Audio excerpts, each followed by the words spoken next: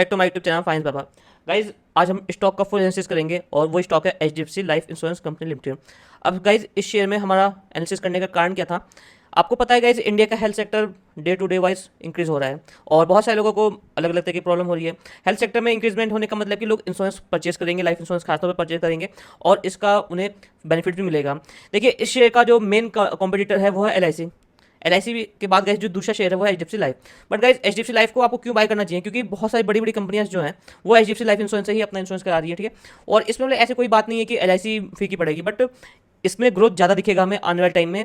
और health insurance में जो डिमांडिंग रेशियो आ रही है, जैसे कि जो इंश्योरेंस कंपनी होती हैं वो क्या करती हैं कि बहुत सारी हॉस्पिटल से टाई अप करती हैं, ठीक है। हॉस्पिटल से टाई अप करेंगी और फिर आपको मेडिकल फैसिलिटीज वैसे प्रोवाइड कराती हैं। जैसे आजकल अगर आप मैक्स हॉस्पिटल में गए और मैक्स का इंश्योरेंस ले रखा है तो वो आपको मैक्सिमम इंश्योरेंस क्लेम दे देते हैं 90% तक, और कुछ 10% आपको अपने पास से लगाना होता है। कुछ इसी तरह से HDFC लाइफ का भी है गाइस।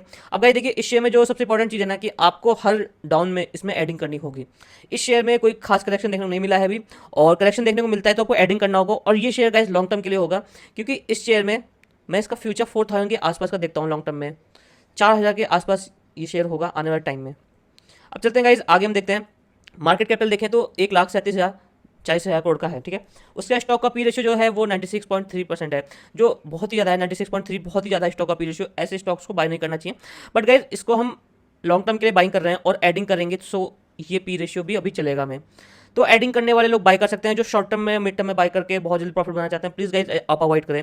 क्योंकि अगर आप देखें तो इस शेयर का ROC जो है 9.56% है, जो भी कुछ खास अच्छा नहीं है। ROE भी 9.5% है, तो मतलब ये भी ठीक नहीं है। अब आपको ROE बताता हूँ मैं गाइज। ROE मतलब का मतलब होता है रिटर्न ऑन इक्विटी। आपने 1 लाख का इन्वेस्टमेंट किया तो उस पर आपको 9.5% का रिटर्न मिलेगा, यानी आपको अप्रॉक्स 9,500 रुपये मिलेंगे।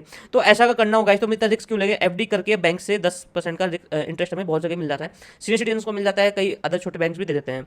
तो गाइज इसमें इन्वेस्टमेंट करने का जो मेन कारण है हमारा वो है इस सेक्टर में, हेल्थ सेक्टर में एक ये अच्छी कंपनी है और अच्छा शेयर है।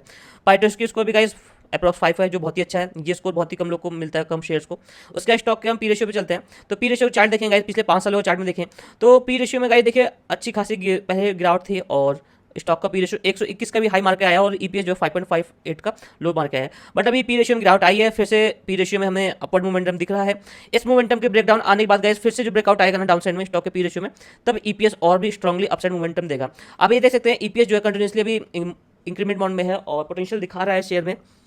बट गाइस जो स्टॉक का पी रेशियो है वो थोड़ा सा हाई है। तो अगर आपको स्टॉक का पी रेशियो इस लाइन के नीचे मिलता है, ठीक है, 90 के आसपास, ये मीडियन लाइन है, इस मीडियम लाइन के आसपास मिलता है तो बहुत ही अच्छा है। बट अगर आप अभी भी बाय कर लें लॉन्ग टर्म के लिए एडिंग कर सकते हैं। अब गाइस स्टॉक का EBIT देखते हैं, ठीक है। EV और EBIT देखिए ये थोड़ा सा अच्छा चल रहा है, ठीक है, और स्टेबल भी है स्टॉक का। तो गाइस इस शेयर में अच्छी खासी इन्वेस्टमेंट हो सकती है हमारे आने वाले टाइम के लिए। अब इन्वेस्टर्स देखते हैं गाइस। इन्वेस्टर्स अगर हम देखें तो प्रमोटर्स की होल्डिंग्स एग्जैक्टली 60% थी सितंबर 2020 में, और जून 2023 में 50% हो गई। तो एक ये मेजर कारण है स्टॉक्स में गिरावट देखने का। बट गाइस आपको मैं चार्ट पे लेकर आऊंगा, ठीक ना, तो चार्ट पे आपको ऐसा नहीं दिखेगा। क्यों? क्योंकि FIS ने इसमें होल्डिंग बढ़ाई है। आप देखिए किसी शेयर में FIS 23% से 30% की होल्डिंग रखते हैं, और DIS जो है 7% से 6% पे आ गए हैं। तो इसके बाद पब्लिक जो है 8.5% से 12% पे है, और अदर्स पे म्यूचुअल फंड्स होंगे।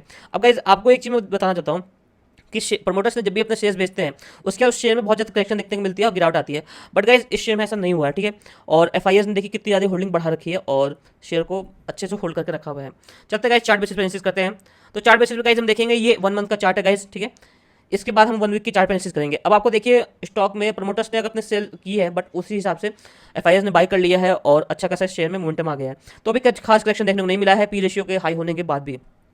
अब गाइस ये मैंने ट्रेन लाइन ड्रॉ किया है, ठीक है। आप इस ट्रेन लाइन से देखेंगे ना, हर बार इस ट्रेन लाइन से मार्केट में करेक्शन आता है, ठीक है, और फिर यहाँ से रिवर्सल आता है और अच्छा खासा रिवर्सल आता है। आप देखेंगे एग्जैक्टली यहाँ पे 480 का हाई लगाया था और शेयर में अप्रोक्स 150 पॉइंट की गिरावट आई। उसके बाद 300 पॉइंट की अपवर्ड मोमेंटम आई, फिर से शेयर में करीब 150 से ज़्यादा पॉइंट की गिरावट आई, और इस बार 300 से ज़्यादा पॉइंट की भी मोमेंटम आई। फिर से शेयर में गिरावट आई गई, ठीक है, 200 पॉइंट की अप्रोक्स 720 के हाई से 480 का लो तक आई थी। इसके बाद शेयर में फिर से अभी मोमेंटम आई है, और ये मेरा मानना है कि 900 प्लस तक का मोमेंटम आएगा। सो गाइज अगर आप होल्ड करना चाहते हैं तो होल्ड कर सकते हैं, ठीक है, और अभी भी इन्वेस्टमेंट कर सकते हैं। ये तो गाइज शॉर्ट टर्म के लिए हो गया। अब आगे चलते हैं गाइज 1 वीक के चार्ट पे। अब देखिए गाइस इस शेयर में जो है ना हमारा जो मेन हडल है वो हडल है हमारा 660 के आसपास, ठीक है। तो 660 के ऊपर ही मेरा मानना है कि आप इन्वेस्टमेंट करें। जो भी न्यू बायर्स बाय करना चाहते हैं, ठीक है, न्यू बायर्स या फिर नई होल्डिंग बनाना चाहते हैं, वो 660 के ऊपर ही होल्ड करें, क्योंकि यहाँ से सेफ एंट्री होगी। और जो पहला टारगेट रहेगा गाइस वो 800 के आसपास आएगा, ठीक है। 800 के ऊपर सस्टेन करता है, 1000 का भी हमारा एक बड़ा टारगेट रहेगा लॉन्ग टर्म में। अब गाइज जो स्टॉक में हमारा स्टॉप लॉस या सपोर्ट कह सकते हैं, सपोर्ट पे जो खासतौर का लेवल रहेगा वो सपोर्ट का लेवल रहेगा हमारा 600 का,